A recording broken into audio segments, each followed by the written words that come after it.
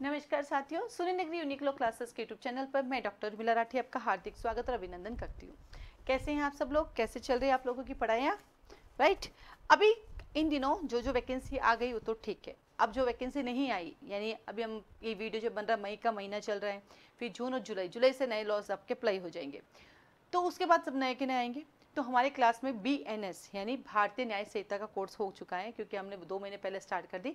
अभी हमारे BNSS चल रहा है, ठीक है। तो मेरे पास बहुत सारे बच्चे बैठे होते हैं, तो हम सबके पास अलग अलग गाइड्स होती है ना, बैरेक्स होते हैं, अलग अलग कंपनी के होते हैं, और किसी के पास PDF फाइल भी होती है। तो हिंदी मीडियम इंग्लिश मीडियम दोनों बच्चा एग्जाम देता है। लगभग 10 स्टेट हैं जहाँ पे हिंदी इंग्लिश दोनों चलती है, तो हम लोग डिग्लोड पढ़ाते हैं। अब हम जब पढ़ा रहे थे तो हमने एक बहुत बड़ी कमी देखी। अब सवाल यह था, उस कमी का जवाब कौन देगा, ये नहीं पता। कैसे? आइए हम बात करते हैं BNSS की। तो BNSS में क्या हुआ कि अभी हम जब पढ़ रहे थे तो हमने देखा कि हमारे पास कुछ सेक्शन है। अगर आपको याद हो तो मेडिकल करवाते थे अपन को, है ना, CRPC, पुरानी CRPC जो हमारे पास थी उसमें मेडिकल कराते थे, अक्यूज पर्सन की मेडिकल कराते थे, रेप के अक्यूज की मेडिकल कराते थे, हम क्या बोलते हैं अरेस्टेड पर्सन की मेडिकल कराते थे। तो एक वर्ड लिखा था, not below the rank of sub inspector. ठीक वैसी प्रोविजन हमारे पास अभी भी है।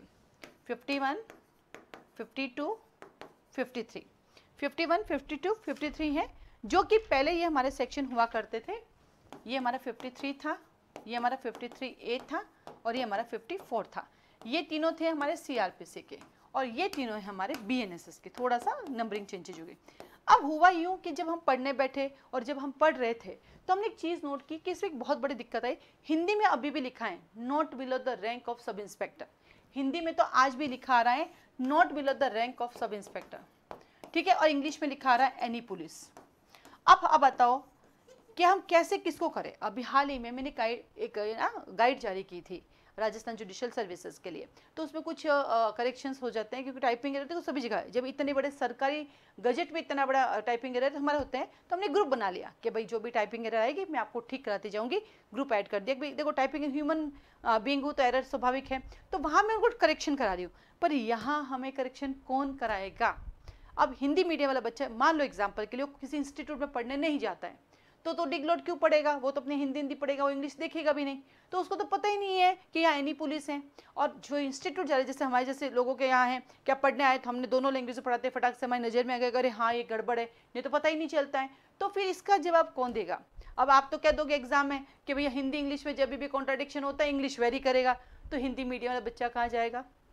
तो पहली चीज़, इसको ठीक करने के लिए सरकार से गुजारिश है कि आप हमें बताइए कि क्या वाकई ये गजट नोटिफिकेशन में कोई एरर रही है, ठीक है, नंबर 1। नंबर 2, हिंदी मीडियम वाले बच्चों आपसे है कि आप इंग्लिश पढ़ना शुरू करें, क्योंकि ये दिक्कतें पूरी BNSS में आएगी।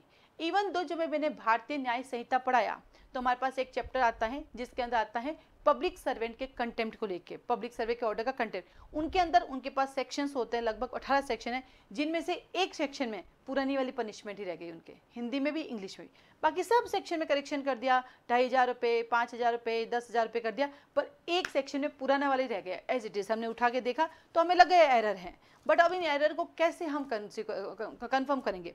कोर्ट में वकील साहब हैं, वकालत कर लेंगे, जज साहब कंसिडर करके कर लेंगे, बट हम जुडिशरी वालों का क्या होगा? जब हम एग्जाम देने जाएंगे हमें पता ही नहीं है कि अब इसमें क्या लिख के आना है। तो ये कमियां हैं और धीरे धीरे आएगी, क्योंकि हमें BNSS जब हमने भारतीय न्याय संहिता पढ़ा, BNSS बहुत सारी कमियां दिखी, हमने नोट डाउन की। अब तुरंत प्रभाव से ये कमियां दिखी तो हमने कहा एक बार उजागर तो करें, शायद हमारा ये वीडियो सरकार तक पहुंचे और सरकार इसको ठीक करे कि भाई हिंदी में जो लिखा है। क्योंकि मेरे पास अभी बहुत सारी हमारी क्लास में जितने बच्चे बैठे, लगभग हम सबके पास अलग अलग बैरेक्ट हैं।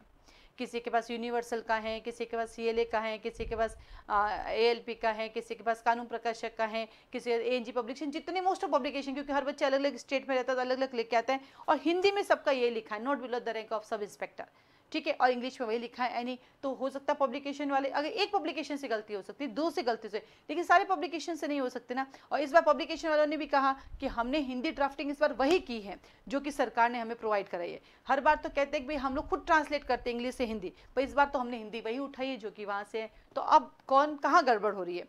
सरकारी नोटिफिकेशन में गड़बड़ है या पब्लिकेशन से गड़बड़ है, वो हमें जरूर बताइएगा, ताकि जुलाई के बाद हम जब एग्जाम देने जाए तो ये, क्योंकि यहाँ से क्वेश्चन बनता है, अक्सर क्वेश्चन पूछा जाता है कि किस पुलिस के कहने पर क्या जाएगा, और 4 ऑप्शन आएंगे, any police, not below the rank of sub inspector, फिर आता not below the rank of constable या हेड कांस्टेबल, जो भी है। तो हम तो यही करके आते हैं, अगर यहाँ इंग्लिश नहीं पढ़ते तो हमें इसके बारे में जरूर बताइएगा।